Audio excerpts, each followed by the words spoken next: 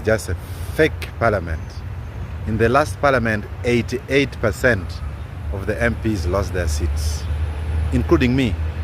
In this parliament, I pray 98% of the MPs lose their seats.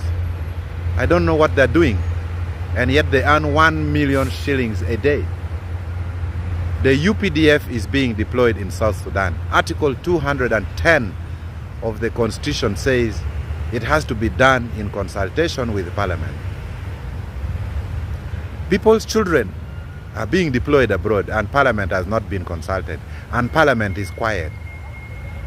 At times the deployment may be a technical security issue that if they bring it in Parliament, the world would know, the intelligence would know. So they rather deploy secretly, and then the world can know later when the mighty UPDF has taken their positions.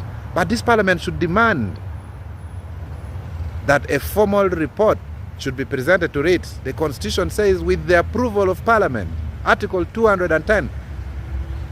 I don't want to wake up one day when someone is drunk and he says he's taking me to Somalia, another day he's taking me to Iraq, he's taking me to Ukraine.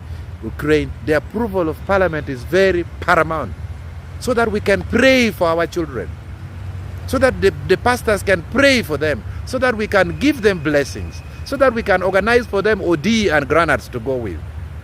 You don't sneak people's children at midnight and they have to follow orders. If I were a soldier, I would have refused to go because Parliament has not approved.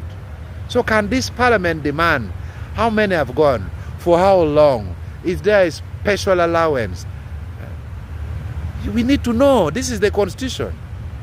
You don't send people's children abroad without approval of Parliament. This is not what the architects of the 1995 Constitution thought of. So Parliament, what are you doing? What are you doing there?